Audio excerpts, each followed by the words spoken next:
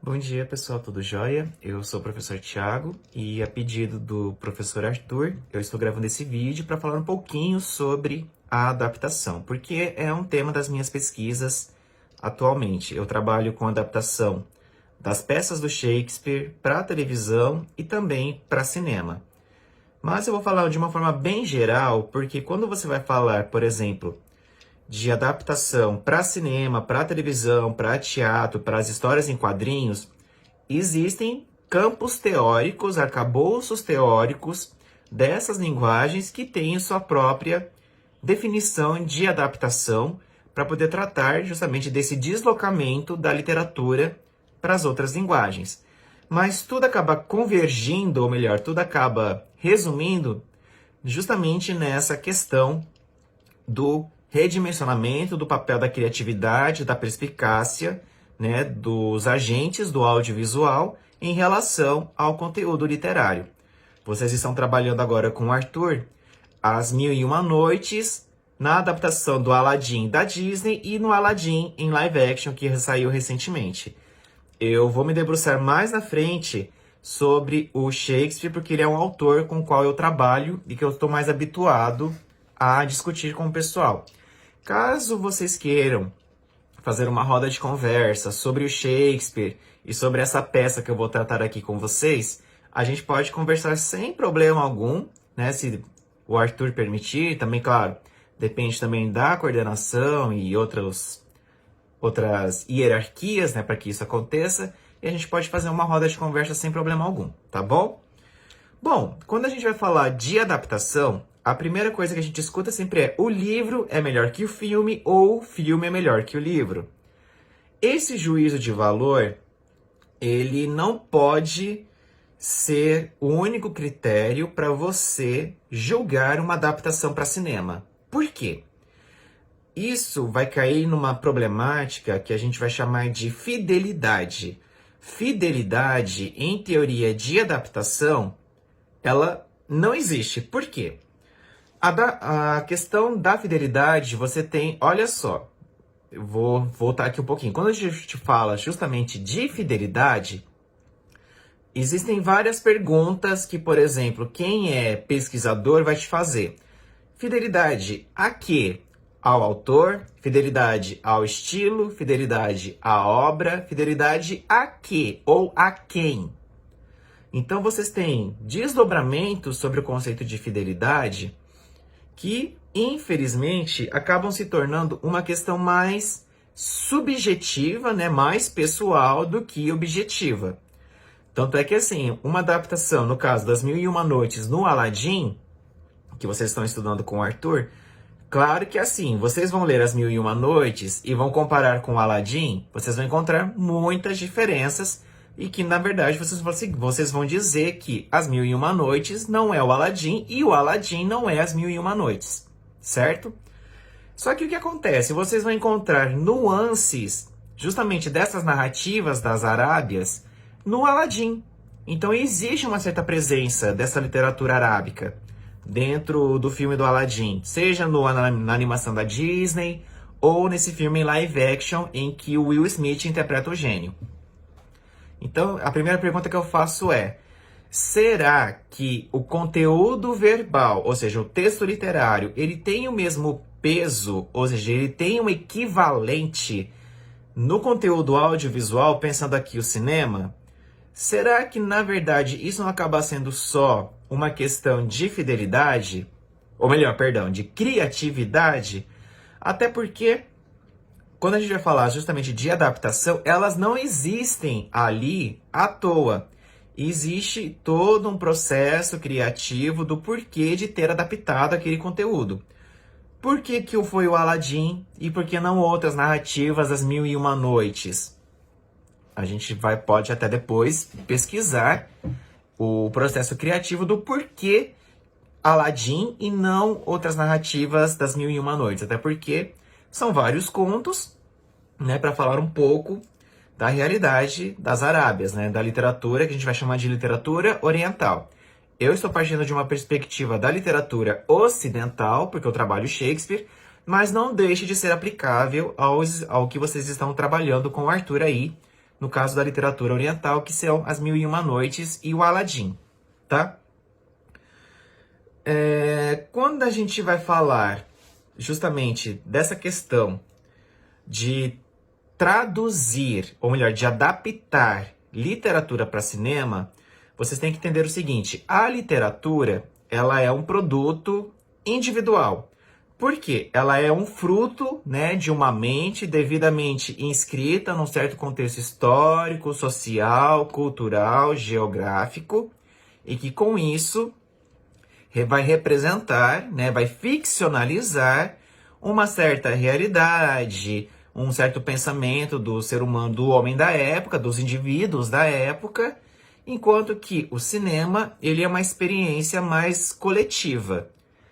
Ele é mais coletivo por conta do seguinte: não é apenas uma transposição direta. Existe um conceito que vocês vão trabalhar tranquilamente, sem problema algum, que é interpretação.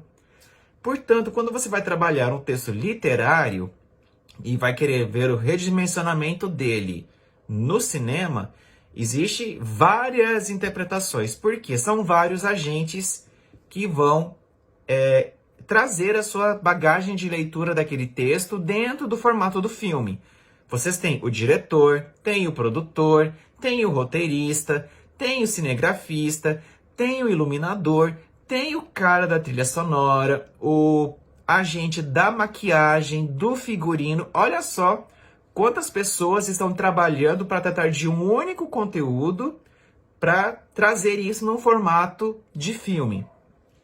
Claro, não existe apenas essa questão interpretativa, claro, existe a interpretação ali, mas claro que isso está vinculado a todo um projeto, né, do diretor, no caso, para poder trazer esse texto neste formato que é o audiovisual, pensando aqui o cinema. Ok? E eu vou falar aqui, muito brevemente, de uma teoria. Arthur, depois você pode passar para eles, que é o Roman Jakobson. Ele tem um livro que se chama Linguística e Comunicação, que ele vai falar justamente de 3 elementos que vocês trabalham tranquilamente nas aulas de literatura, certo? Mas que isso também é aplicável para cinema. O Roman Jakobson, ou Jakobson, já que ele é russo, né? Tem uma pronúncia completamente diferente. Ele vai falar, por exemplo, que nós temos a obra, o autor e o leitor, que vão compor justamente esse esquema, né, de interpretação, de interação, ou seja, você tem o remetente, você tem a mensagem e tem o destinatário, né? E que estes elementos, eles são justamente responsáveis nesta articulação, nessa relação que o texto literário vai adquirir no processo de comunicação.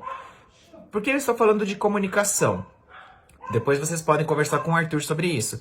A comunicação, porque a interpretação que eu vou ter de Aladim não vai ser a mesma do Arthur nem de vocês. Por quê? Cada um de nós vai ter um entendimento completamente diferente. Porque nós temos bagagens de leituras diferentes, nós temos pensamentos diferentes e que isso é muito bom para você tratar de uma obra literária. Então, por exemplo, vocês podem trabalhar uma obra, né, por exemplo, Romeu e Julieta, do Shakespeare, que não é o que eu vou trabalhar aqui com vocês, é uma outra peça, mas eu vou pegar Romeu e Julieta, que é o mais clássico. Por exemplo, Romeu e Julieta, vocês vão entender como uma história de amor consagrada, né, no imaginário coletivo. Tá certo, mas ao mesmo tempo, Romeu e Julieta não é só isso, tá? É porque a gente simplificou justamente essa leitura de Romeu e Julieta.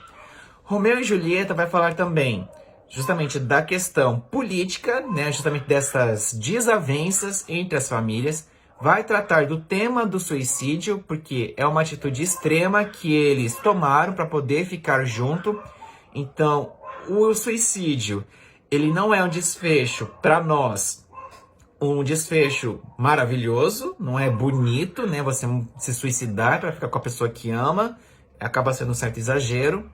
Você também tem as relações sociais, então você tem, por exemplo, o senhor Capuleto definindo o destino de Julieta, que ela vai casar com o Conde Paris, sendo que ela já tinha casado em segredo com o Romeu.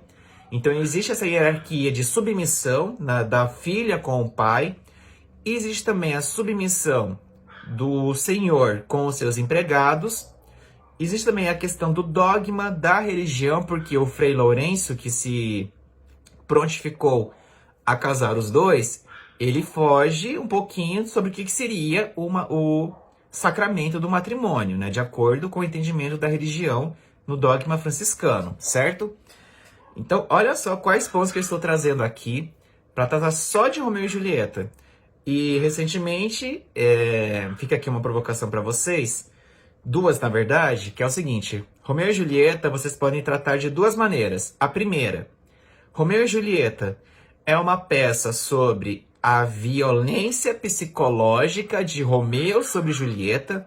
Então, nós estamos no momento em que nós estamos discutindo a violência contra a mulher. Se vocês lerem Romeu e Julieta agora, vocês não vão perder, não vão mais ver essa vertente mais romântica. Vocês podem ver essa vertente mais social, mais política, né, mais psicológica. Essa violência psicológica que o Romeu faz para poder ficar com a Julieta. Segunda provocação. Romeu e Julieta são dois adolescentes com tesão reprimido. Tá? Isso aí vocês podem depois discutir uma outra hora com o Arthur ou depois comigo, que a gente pode conversar sobre isso, tá? E agora eu tinha falado então de 3 elementos da teoria do Jacobson, que é o autor, a obra e o leitor, e nós vamos ampliar isso para 4. Então, nós temos o autor, né, que está situado num certo plano. Depois, junto com ele, vem a sua obra, né, que é um produto social, um produto individual. Agora, vem o diretor, ou melhor, o adaptador. E, por fim, você, que é o leitor ou o espectador. Né, pensando aqui o cinema, já que nós vamos ser espectadores, né, de um produto audiovisual.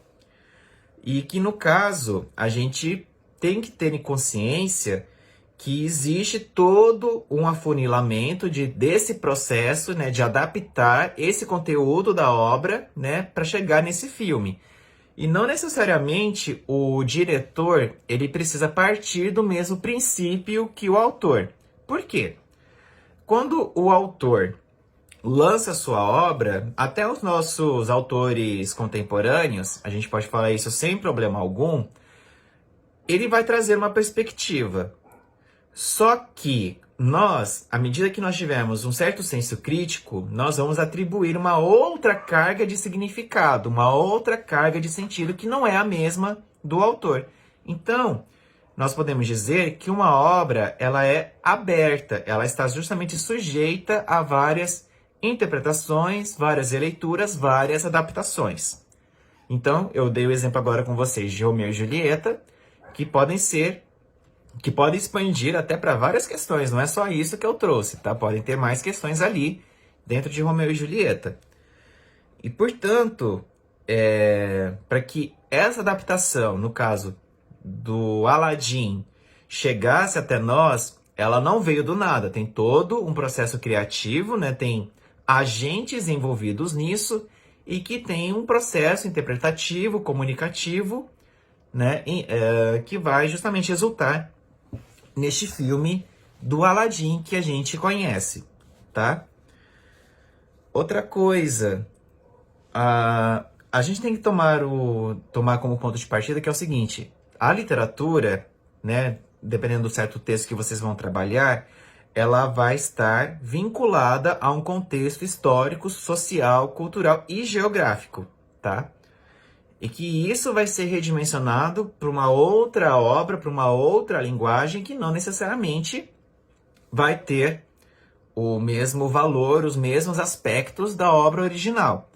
A gente vê que, assim, existe esta preocupação, né, de se manter o caráter original, ou seja, tenta se manter o enredo, a trama da obra, só que a gente sabe que isso é impossível. Não existe uma única interpretação sobre uma certa obra e que também não existe uma única adaptação. Tanto é que a gente vai ver futuramente mais adaptações do Aladdin, mais adaptações de Romeu e Julieta, mais adaptações de Chapeuzinho Vermelho, mais adaptações da Bela Adormecida. Nós tivemos agora a Malévola, né, que foi uma recontagem, uma recontação de histórias da Bela Adormecida na perspectiva da Malévola.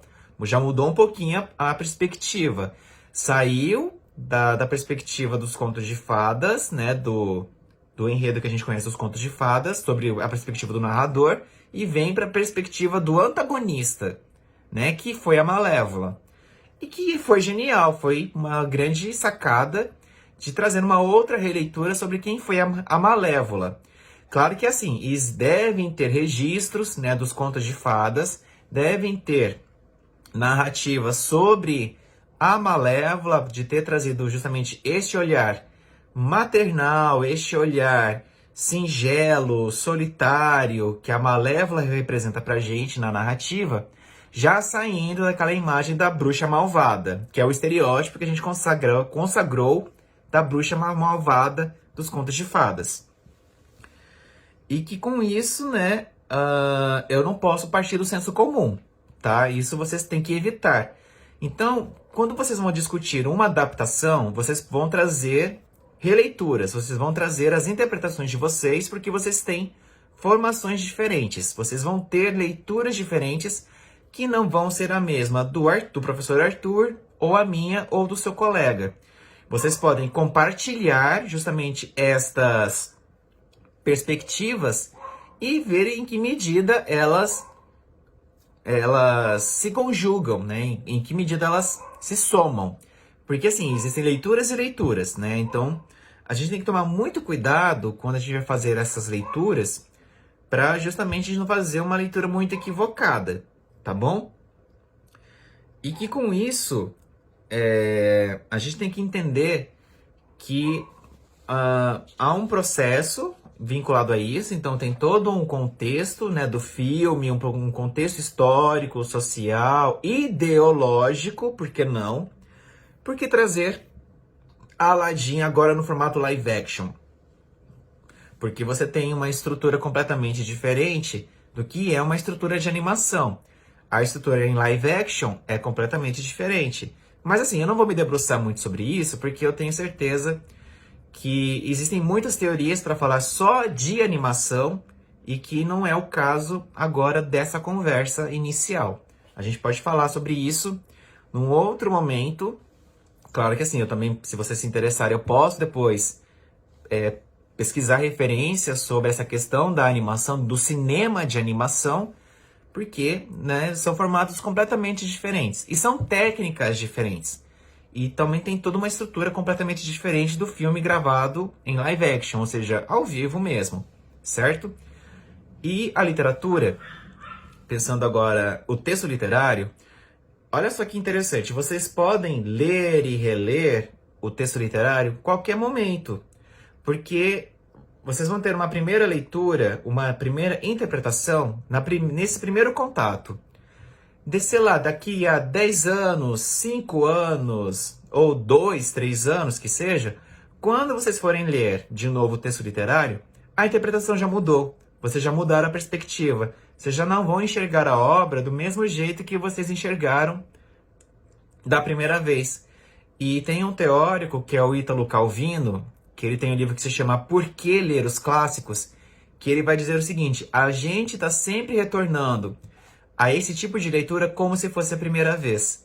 E isso que é genial, justamente nesse compartilhamento, pensando nessa distância temporal que a gente vai ter no momento da leitura de um texto. O cinema também vai ser a mesma coisa. Vocês têm agora a adaptação em live action, né, do Aladdin, que não necessariamente pode ser a versão live action da animação da Disney, que também é uma outra releitura dos contos das Mil e Uma Noites, mas que também não deixa de estar dialogando com essa primeira versão, que é a animação da Disney que a gente conhece. Tá certo? Uma coisa que eu preciso pontuar aqui, quando a gente vai tratar de cinema, tem vários aspectos que vão contribuir justamente nessa leitura. Eu falei dos agentes, né, do autor, do diretor, do produtor, do roteirista, do cinegrafista, do cara da trilha sonora. Trilha sonora. Por que que a trilha sonora está ali? Ela não está vinculada, ela não foi trazida do nada. Tem todo um conjunto, ela pode até ser uma paráfrase ou uma tradução do que significa aquele momento em que ela está sendo veiculada. Por exemplo, vamos pegar o filme do Aladdin. Aladdin tem aquela música O Mundo Ideal, certo? Que eles estão lá flutuando no tapete, cantando aquela coisa linda, maravilhosa. O mundo ideal seria, então, uma utopia, né? Uma coisa remota, hipotética, sobre o que seria esse mundo e como que eles pensam esse mundo para eles. Então é uma coisa mais do individual e que não necessariamente este mundo ideal é o mesmo nosso, certo? Porque eles estão projetando uma utopia e nós temos uma outra utopia sobre o que seria esse mundo ideal. Mas por que essa canção? Se vocês pegarem a letra, a gente vai ver que ele vai falar das belezas do mundo, né? Vai falar um pouquinho da subjetividade, da individualidade da Jasmine, e que nós também precisamos dessa subjetividade, dessa individualidade, e que não necessariamente é a mesma da Jasmine ou a mesma do Aladdin, tá?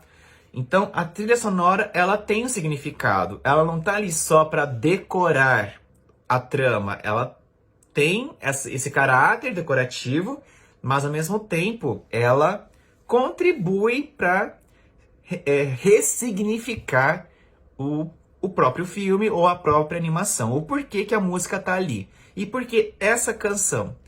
Então, já pensaram para estudar essa questão? Estuda. É uma dica interessante até para vocês pensarem, até para desenvolver o senso crítico. Por que que essa música tá ali, né? É só para deixar uma coisa mais bonitinha.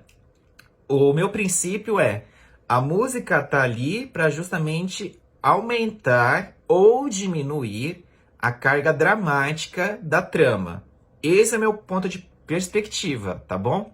Claro que não necessariamente vocês precisam concordar comigo.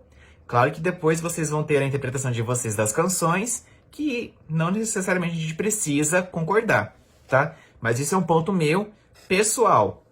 Mas aí é claro que na hora que a gente puder fazer uma outra conversa, a gente pode até ampliar essa discussão, tá?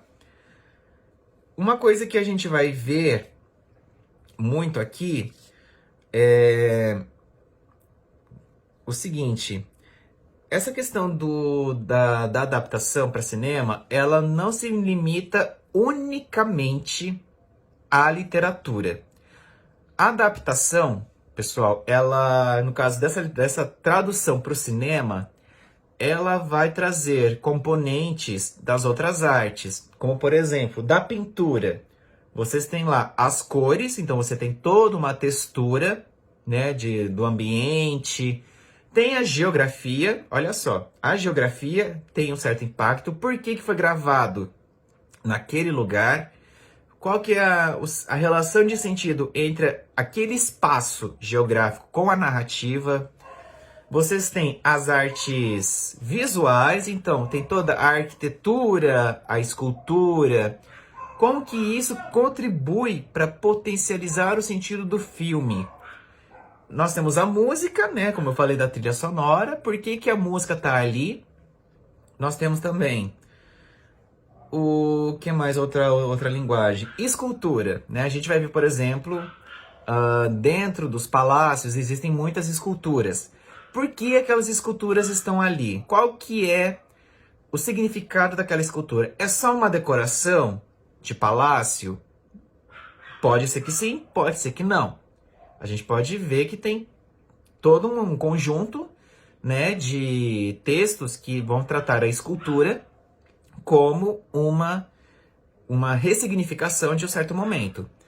Um outro autor que vocês podem estudar tranquilamente, que vocês não precisam se deter muito no aspecto teórico, para quem gosta de trabalhar, por exemplo, escultura, pintura e arquitetura, é o Mário Praz, que tem um livro chamado Literatura e Artes Visuais. Se vocês se interessarem, eu posso entregá-lo para vocês por e-mail. Vocês me peçam, que aí eu encaminho para o Arthur. Outro teórico que vocês podem estudar, mas tentem não se preocupar tanto com a parte mais teórica sobre os conceitos. Tentem ver mais a parte prática. Quem sabe até ajuda. Que é o Etienne Soriot, que ele vai falar sobre a... Ai, meu Deus, como é que é o nome? Meu Deus do céu. A correspondência das artes, elementos de estética comparada. Estética é um conceito da filosofia. Mas eu vou simplificar. O que é estética? Não é aquilo que é belo, que é sublime, não. Isso é uma coisa que a filosofia discute.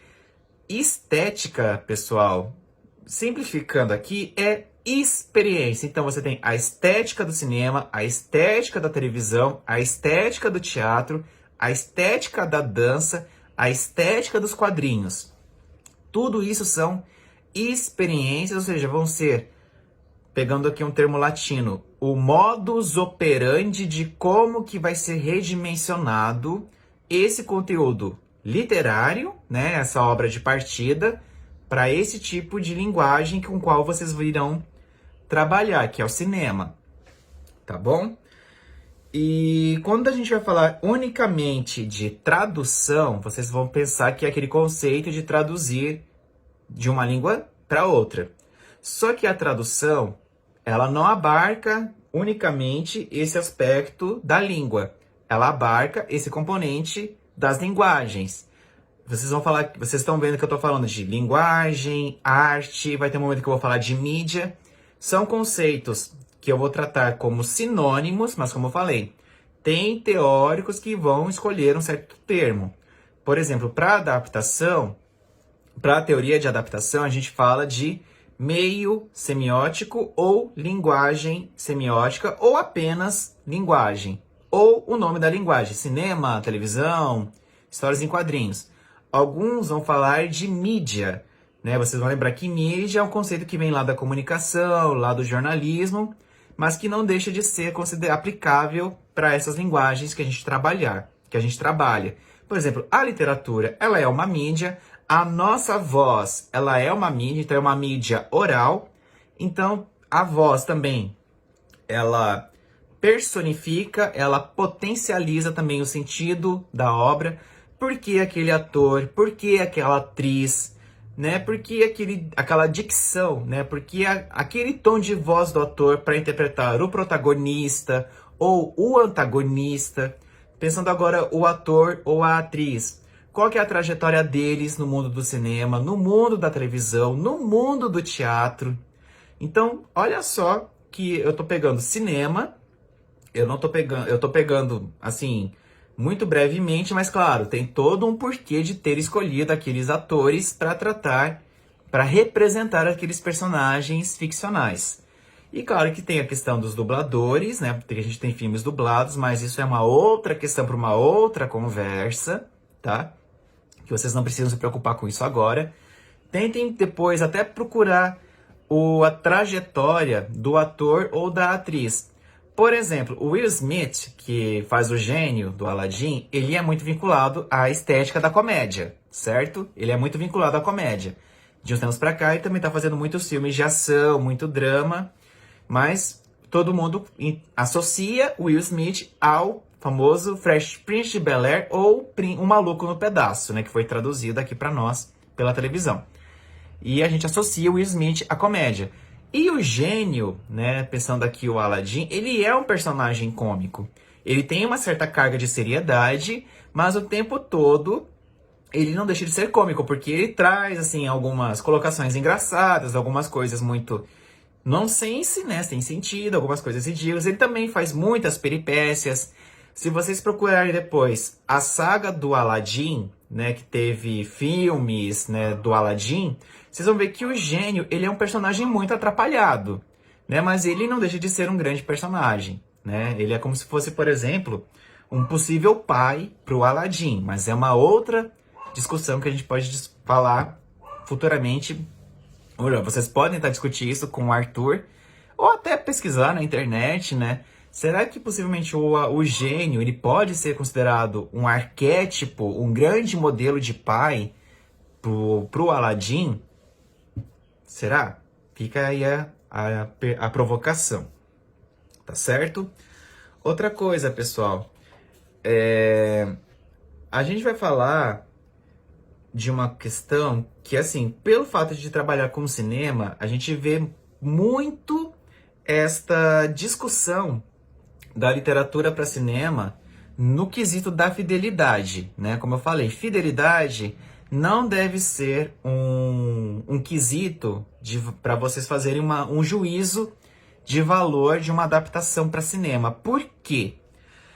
Como falei, a fidelidade, ela acaba sendo uma coisa muito subjetiva. E aí, uma coisa que eu posso falar para vocês sem problema algum.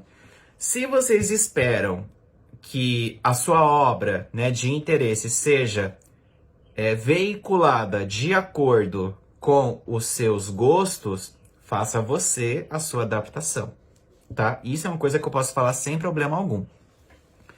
Por quê? É um domínio do indivíduo, é o domínio do particular. E que não necessariamente vai contribuir ao encontro, né, da perspectiva do outro. Né? Então, quando a gente vai ver uma adaptação, existem várias pessoas, né, que estão ali justamente envolvidas, trazendo a sua bagagem, a sua interpretação desse texto, que não é única. E como eu falei, a obra literária, até a própria adaptação, se a gente for pensar no próprio filme, é aberta. Ela está sujeita a muitas interpretações. Sai do domínio do autor e entra para a esfera coletiva. E aí, com isso, suscita muitas questões, muitas indagações, muitas discussões nos famosos ciclos, né? A gente tem lá, por exemplo, os ciclos de literatura, né? As rodas de leitura que vocês devem ter aí na escola. Como que o professor de literatura ou o professor de língua portuguesa conduz a discussão do texto literário, né? Completamente diferente, entendeu? E isso é uma coisa que eu acho que é válido para a gente levar em consideração no processo de adaptação. Por quê? Adaptar, gente, vai tratar justamente de um redimensionamento de um certo conteúdo em um outro tipo de conteúdo, tá? E quando a gente fala que isso uma linguagem é melhor que a outra, a gente está saindo de um princípio de subjetividade, né? Fidelidade não é isso. O que a gente pode dizer é o seguinte: houve uma certa lealdade, né, do diretor para com a obra literária, de acordo com o seu entendimento, né, em relação àquela obra. Por exemplo, se eu vou adaptar uma peça do Shakespeare, eu tenho um entendimento. Então, eu quero que essa obra, essa minha tradução para teatro, por exemplo, ela seja fiel, né, aos meus princípios, claro, é uma questão individual, mas eu quero que ela seja leal, ou seja, que ela seja... vou utilizar leal, porque eu não consegui agora lembrar de um certo sinônimo, mas vamos evitar utilizar fiel. Eu quero que ela seja leal ao entendimento que eu tenho desta peça, né, ao projeto que eu quero trazer e também ao tipo de público com o qual eu quero trazer essa peça. Por exemplo, se eu quiser trazer essa peça para criança, traduzir para criança, eu tenho que entender o que é esse universo infantil. Se eu quero traduzir para o universo adolescente, eu tenho que entender o que é o universo adolescente. Para o adulto, a mesma coisa, né? Por exemplo, vamos supor que eu queira traduzir Romeu e Julieta para o público adulto e pego uma vertente mais erótica. Então eu quero tratar do certo erotismo, da sensualidade dos personagens e eu quero saber como que o meu público adulto vai entender, vai receber essa minha tradução do teatro, essa minha nova encenação. Possivelmente, é bem provável que eu seja censurado, pode ser que eu cause um certo furor, pode ser que eu seja alguém que tenha desconstruído o imaginário coletivo da história mais romântica, ou seja, pode surgir novas possibilidades, entendeu? E agora, eu vou falar com vocês sobre uma obra que eu gosto muito, que eu até pedi para o Arthur passar para vocês, que que muito me interessa, que eu sou apaixonado, que é A Megera Domada. A Megera Domada é uma das primeiras comédias do Shakespeare, que bebe muito da literatura italiana, da literatura greco-romana. Então, a gente vai ver que existe presenças, ou seja, existem nuances de um conceito que a gente vai chamar de intertexto. Ou seja, são vários fragmentos, vários textos, várias textualidades que vão contribuir para justamente chegar ao que é a Megera Domada. Eu já encontrei duas possíveis referências da Megera Domada, todas são da literatura italiana. Eu não vou lembrar agora de cabeça qual que é o nome, mas eu posso depois pesquisar e compartilhar com vocês, depois vocês podem ler, sem problema algum. E nós temos a peça consagrada do Shakespeare, que é a Megera Domada.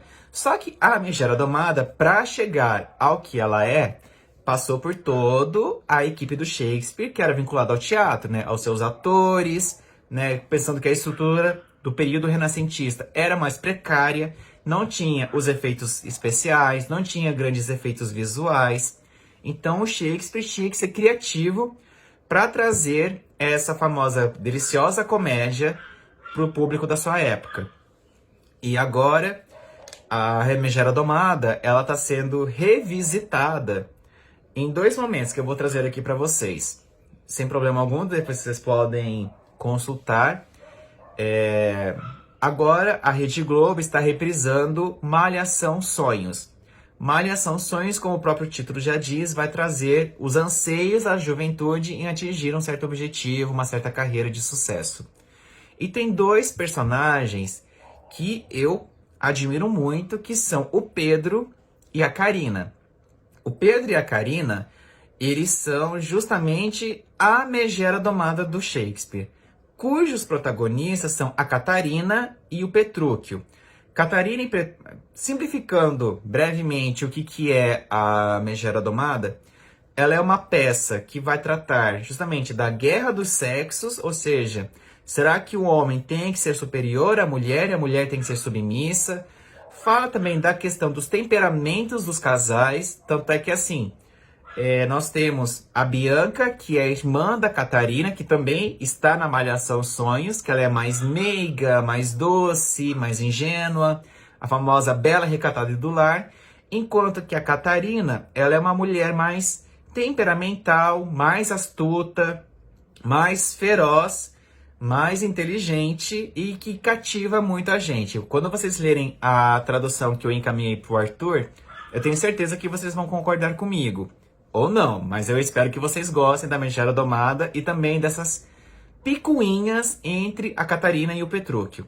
Na Malhação Sonhos, olha só, nós estamos falando de século XVII, né, mais ou menos o período lá do Shakespeare, para entrar aqui na contemporaneidade. Malhação Sonhos é um universo adolescente que está tratando justamente de um tema que é o desejo de uma carreira de sucesso, né? A Carina, ela quer ser uma lutadora de Muay Thai, mas ela sofre preconceito por conta do machismo do pai, né? Que é o Gael, que ele tem uma academia de artes marciais e que ele fala que artes marciais é um espaço, né? É uma luta, um esporte voltado para o masculino e que ela não se encaixa por ela ser mulher.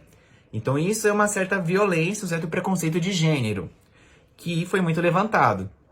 E a Carina, nessas idas e vindas, ela acaba conhecendo o Pedro, que é um aspirante a músico, né, que acaba gostando dela, só que ele gosta dela de um jeito mais engraçado. Ele chama ela de esquentadinha, de pavio curto. E a Carina, ela revida essa provocação do jeito mais agressivo. Ela bate nele, ela xinga ele, ela diminui a figura dele. Ela, assim, faz de conta que não gosta, ela não aceita essa provocação, mas ao mesmo tempo ela gosta, porque ela tá vendo que alguém gosta dela do jeito que ela é. E o Pedro também, ele é um cara mais sensível, mais delicado, que vai justamente contra a imagem do macho alfa. E o Pedro, ele quer ser um guitarrista de sucesso. E a Catarina quer ser uma lutadora de sucesso que nem o pai. E cada um frequenta espaços completamente diferentes. O Pedro, ele frequenta a Academia de Belas Artes e a Karina vai escondida na Academia do Gael, na Academia de Luta de Artes Marciais do Gael. A Academia de Artes Marciais é o espaço mais voltado para o domínio masculino, enquanto que a Academia de Belas Artes é mais voltado para o universo feminino. Vocês podem estar achando que eu estou fazendo um juízo de valor de gênero, mas é essa interpretação que os diretores de Malhação estão trazendo. Eles estão querendo inverter estes papéis de talvez trabalhar, por exemplo, o machismo estrutural, a masculinidade frágil, o empoderamento feminino, porque a Karina, ela é muito dona de si, ela é muito segura de si, mas ao mesmo tempo ela tem um pouco daquela delicadeza da mulher, ela quer ser admirada, ela quer namorar alguém, só que ela não consegue expressar isso do jeito mais afável, mais carinhoso. E como que ela retribui essa demonstração de afeto? Batendo. Mas assim, são questões que a gente pode discutir futuramente para quem quiser trabalhar a Megera Domada em Malhação Sonhos. Outro filme que vocês vão encontrar a Megera Domada é 10 Coisas que Eu Odeio em Você, com o Heath Ledger e a Julia Atkins, se eu não estou enganado, Julia Stiles. A Julia Stiles, ela é muito conhecida por ter feito muitas séries adolescentes. E o Heath Ledger, ele estava despontando no cinema como um grande galã. E a Megera Domada, 10 Coisas que Eu Odeio em Você, dialoga muito com a Megera Domada por conta que vocês vão encontrar nuances também da peça do Shakespeare dentro desse filme. Vocês têm lá a guerra dos sexos, né? A questão do próprio feminismo, porque a Catarina, na peça original, ela é uma mulher muito astuta, ela é muito inteligente, ela é dona de si. A Cat também, ela é muito expressiva nos seus pontos de vista, ela tem uma linguagem muito afiada, que deixa os caras, né, sem reação, tanto é que ela é mal vista, porque ela é uma megera, ou seja, ela é uma desgraça, né? Tipo, ninguém gosta dela, porque ela não é uma mulher delicada, bobinha e tal, que nem a Bianca, que é a irmã dela. E aí, depois, com o tempo, surge um tema que é a aposta. Na peça original do Shakespeare, faz-se uma aposta para que o Petrúquio consiga domar a Catarina, para que ele consiga casar com ela, porque ninguém quer casar com a Catarina, e também porque a Bianca deseja se casar. Mas isso é um desejo do pai. Só que ele estipulou uma regra. Para a Bianca casar, a Catarina tem que casar primeiro. Não vou casar a filha mais nova se a mais velha não casar. Olha só a questão do papel da mulher. Uma famosa solteirona, né, que está à procura de um marido, quer dizer, que não está à procura de um marido, mas ela tem que atender uma certa imposição da sociedade, né, pensando ali o ambiente familiar. No filme 10 Coisas que Eu Odeio em Você, acontece a mesma coisa. A Bianca também quer namorar, só que tem todo um contexto completamente diferente. Ali, na peça original, a gente vai falar dos dotes, né, dos valores, né, sobre a questão do casamento. Então, casamento ali era um negócio. Enquanto que no filme adolescente, 10 Coisas que Eu Odeio em Você, é uma coisa mais voltada para a questão social. Pensando ali, o público da juventude, quais são as preocupações dos pais? Gravidez, né? Ou DSTs e tal. Ou uma decepção amorosa, uma possível decepção, uma possível depressão, etc. Então, muda-se o papel, mas ainda não deixa de manter o diálogo, né, com a peça original, tá? E vocês vão ver que a Catarina, a Cat, no caso, ela é muito diferente da Bianca. Ela é uma personagem genial, fantástica. Eu adoro essas personagens do Shakespeare, porque a gente sai muito desse papel, desse senso comum de considerá-las como heroínas. A Catarina, na peça original, eu acho ela muito inteligente, muito astuta. Eu poderia até considerá-la uma segunda feminista, uma segunda empoderadora, porque tem uma primeira que é lá da antiguidade greco-latina, né, da antiguidade clássica, que é a Lisístrata, do Aristófanes, mas depois a gente pode conversar um pouquinho sobre isso num outro momento. E eu considero a Catarina uma segunda feminista, tá? Mas aí é uma perspectiva minha, tá? Depois, meninas, se vocês quiserem, vocês podem discutir isso, tá? Com o Arthur ou comigo, a gente faz uma live aqui e a gente conversa bastante. E outra coisa, a cor também significa muito num processo de adaptação para cinema, para quadrinhos, etc. Vai ter um momento em que a Cat e a Bianca vão por baile, né? Que eles estão agora no baile de formatura, né? Aquele ritual, né? De sair da juventude e entrar na faculdade, né? Então existe um ritual nas escolas americanas e que também faz uma grande, vamos assim dizer, potencializa muito o que é essa peça, né? O que é essa peça dentro do filme. Né? Vai ter um momento que a Cat e a Bianca estão se arrumando. A Cat está usando roupas pretas e a Bianca utiliza roupas mais claras.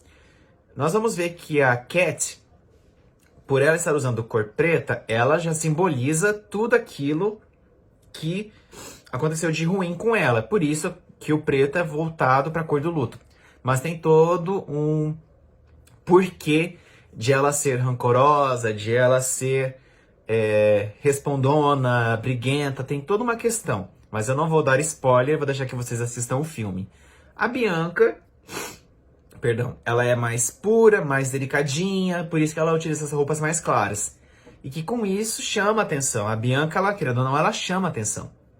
E a Catarina é apagada, porque esse temperamento dela faz com que ela seja mal vista pelas pessoas, tá bom? Outra coisa, perdão. Ai, meu Deus do céu. Ai, perdão. Outra coisa, como é que vai ter esse diálogo com a peça original? O nome do colégio no filme se chama Padua High School. Padua é uma cidade de Verona, é uma cidade italiana, nas proximidades de Verona, e que é o espaço geográfico onde acontece a peça da Megera Domada. Então, a peça não está ali à toa, né? Perdão. E que com isso potencializa Cat, abreviação de Catarina, o Patrick, que é o Patrick, é uma americanização de Petrúquio, né? Que é o nome italiano. A Bianca virou Bianca mesmo. Os outros personagens, que são os pretendentes da Bianca, eles têm nomes mais americanos. Mas eles não deixam de estar representando os seus precursores da peça teatral. Então, gente, tá tudo dialogando. Então, é um diálogo intertextual, né, que vocês vão encontrar ali as nuances da peça do Shakespeare, mas, ao mesmo tempo, semiótico, porque existe uma questão de sentido, de significado, e que não foi posta à toa ali pelos produtores, tá? E por que as escolhas dos atores? Se eu não estou enganado, acho que o Heath Ledger também já tinha feito algumas séries adolescentes, mas a Julia Stiles, eu sei que ela teve uma trajetória ali com séries teens. Tanto é que 3 anos depois da gravação do filme de 10 Coisas que Eu Odeio em Você, a Julia Stiles, ela vai interpretar a Dede, que é a Desdémona da peça Otelo. Tanto é que o nome do filme se chama O, que é a letra O de Otelo do Shakespeare. Olha só a releitura do Shakespeare na linguagem adolescente, no cinema adolescente, né? Só que aí no caso de 10 Coisas que Eu Odeio em Você é uma comédia romântica. Né? É o garoto que tem que conquistar a menininha não dá o braço a torcer, e por aí vai vir toda aquela confusão que existe dentro do gênero da comédia romântica.